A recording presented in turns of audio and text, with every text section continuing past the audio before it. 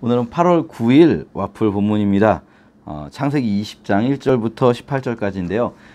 우리가 12장부터 이제 쭉 말씀드렸지만 아브라함의 인생 여정에서 12장부터 20장까지가 말하자면은 이 아브라함이 가장 중요한 이삭을 낳기 이전까지 아브라함의 어떤 이삭을 낳기까지의 준비 과정이라고 할까요? 이걸 보여주는데요. 이 12장부터 20장까지가 재미있는 구조를 가지고 있죠. 12장과 20장, 그리고 13, 14장과 18, 19장, 그리고 15장과 17장 이렇게 교차로 비슷한 사건들, 15장과 17장에 언약을 맺는 사건, 13, 14장과 18, 19장에 롯이 소돔에서 고난을 당하는 사건, 그리고 12장과 20장 여기에 비슷한 사건이 두 번이 나옵니다. 12장에서 아브라함이 애굽에 내려갔을 때 아내를 누이라고 속였다가 바로에게 아내를 뺏겼다가 되찾는 그런 이야기가 있었는데요. 20장에서도 또 비슷한 일이 있습니다. 이번에는 애굽이 아니라 그랄이라는 땅입니다. 우리가 후에는 이제 블레셋이라고 부르게 되는 민족이 사는 곳인데요.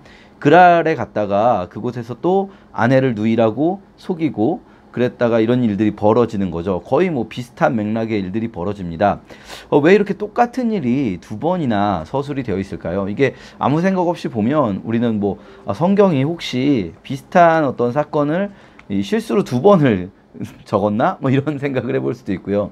뭐 여러 가지 생각들이 떠오르지만 이 구조가 말씀드렸듯이 교차대구 구조를 가지고 있다는 것을 유념해 보면 두 개의 비슷한 사건이 배치되어 있는 것이 이상한 일이 아닌 거죠. 이 두 사건은 의도적으로 대꾸되고 있는 겁니다.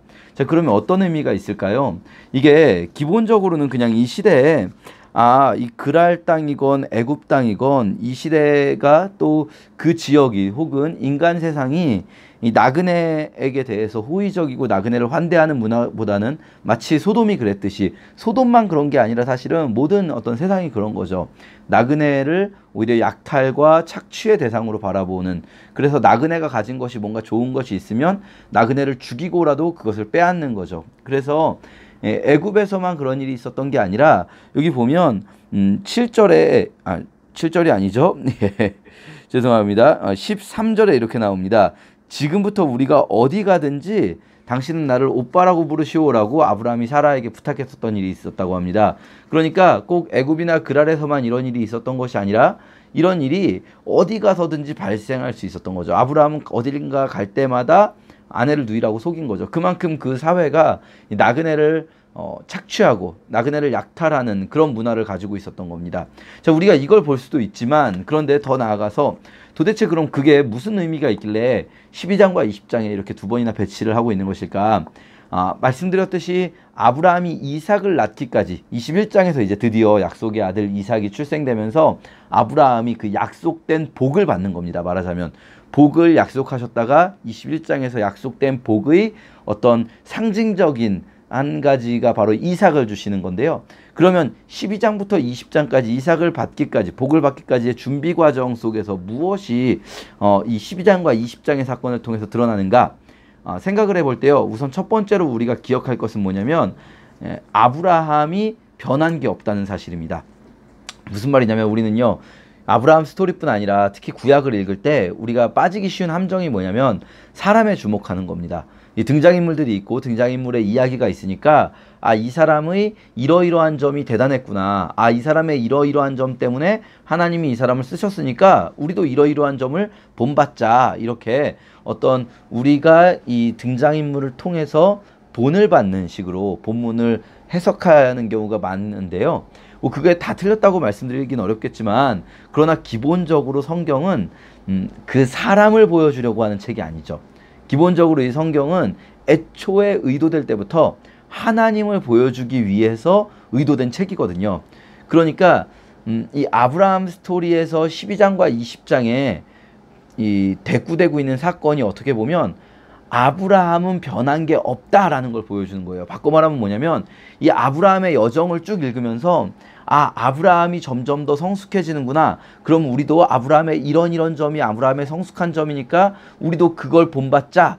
이렇게 해석하지 못하도록 막아놓는 역할을 하는 것이 어쩌면 12장과 20장에 있는 아내를 파는 사건이라고 할 수 있습니다. 왜냐하면 아내를 파는 사건은 뭘 보여주는 거냐면 당시 사회가 악했어요. 근데 그 아무리 악한 사회에서라도 정말로 하나님을 신뢰하고 하나님이 그 바로나 그랄의 아비멜렉보다 더 강력하시다, 하나님이 나를 지켜주신다라는 믿음이 있었다면 그렇게 하지 않았을 텐데요. 그런데 아브라함은 사실은 두려웠던 거예요. 하나님보다 아비멜렉이, 하나님보다 바로가 더 두려운 거거든요. 그러니까 아브라함이 뭔가 더 나아진다라는 것을 보여주지 않는 거예요. 근데 이 비슷한 두 사건의 차이점이 있습니다. 12장에서 애굽 사건과 그리고 오늘 읽는 이 그랄에서의 사건의 차이점이 있는데 뭐냐면요.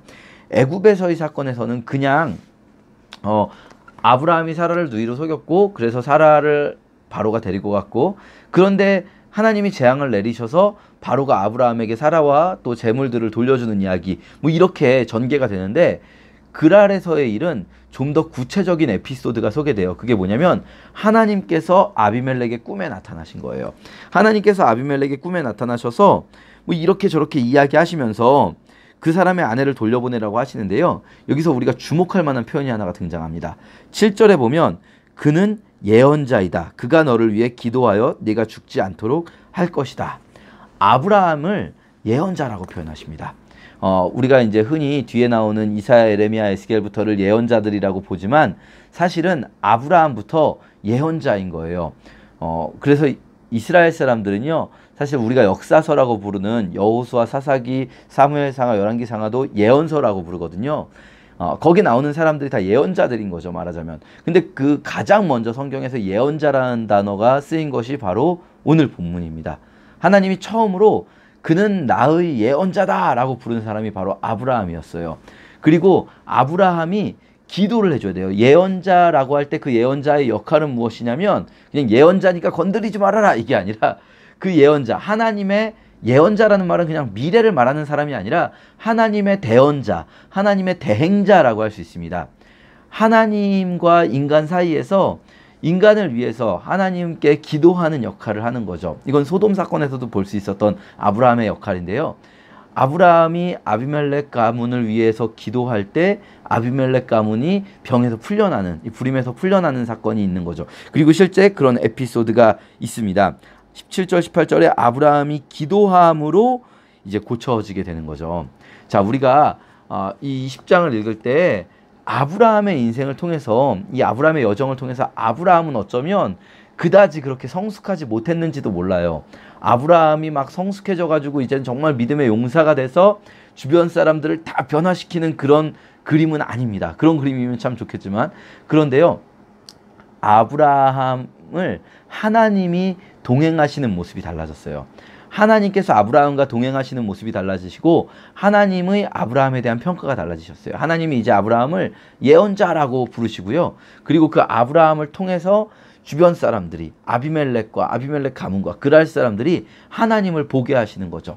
앞에서도 말씀드렸지만 이 아브라함이라는 모델은요, 노아 모델과 다르죠. 노아라는 모델은 이 악인들을 다 죽여버리고 의인만 세상에 남기면 세상에 의인만 남을 것이다 라고 생각하는 그런 모델이라면, 아브라함 모델은 하나님께서 이 아브라함이라는 의인을 악한 세상 속에서 살게 하시는 거예요. 그냥 악한 세상도 아니라 가장 악한 땅에 살게 하시는 거죠. 그러면요, 아브라함은요 힘들어요. 아브라함은 결코 그 삶이 평탄해질 수가 없어요. 왜냐하면 주변에 악인들이 넘쳐나거든요. 그러니까 아브라함은 두렵고요, 날마다 믿음으로 이겨내기보다는 어쩌면 믿음에 무너지는 모습을 더 많이 보여줄지도 몰라요. 그런데 그럼에도 불구하고 하나님은 그런 아브라함의 삶을 통해서 주변 사람들에게 하나님 자신을 드러내 보이시고요, 하나님 자신의 의로우심이 전달되게 하세요. 그랄 왕 아비멜렉이 하나님을 보게 되는 것은 아브라함이 어떤 의로운 모습을 가졌기 때문이 아니라 하나님이 아브라함과 동행하셨기 때문인 거죠. 바꿔서 생각한다면 우리가 우리 자신을 생각해 볼 때, 우리가 생각할 때는 하나님이 진짜 우리 주변에 좋은 사람만 두시고 정말 우리 주변에 다 믿는 사람만 있고 꼭 믿지 않더라도 선한 사람들만 있고 이러면 우리의 삶이 너무나 행복할 것 같지만, 하나님은 때로는요 그분의 택한 백성을 의도적으로 악인들 가운데 놓으세요. 그러면 그 악인들 가운데서 살아가는 우리들은요, 어쩌면 우리가 그 악인들 속에서 막 의로운 행실을 끝까지 이겨내고 끝까지 선으로 악을 이기는 삶을 살지 못할 수도 있어요. 우리도 넘어지고 아브라함처럼 두려워하고 또 믿음에서 떨어질 때도 있을지 모릅니다. 그러나 그것은요, 우리가 잘못한 한다고 해서 하나님이 우리를 향한 계획이 어그러지지 않는다는 걸 기억해야 돼요. 하나님은 그런 모습을 통해서라도 우리가 그 속에서 발버둥 치면서 하나님과 동행하며 살 때 그 우리의 주변 사람들에게 하나님을 보여주실 겁니다. 오늘 하루도 이 본문 묵상하시면서 어제도 말씀드렸지만 이 설명 들으시고 끝내시면 안 되고요. 본인의 삶을 묵상하셔야 돼요. 지금 내 삶 속에서 혹시 내가 넘어지더라도 하나님께서 이 사람들에게 누군가에게 하나님 자신을 드러내 주시기를, 우리가 누구에게 그런 일이 있을 수 있을까? 우리 자신의 삶에서 어떤 일이 있을 수 있을까? 기대하고 또 묵상하면서 기도하는 그런 시간 됐으면 좋겠습니다. 감사합니다.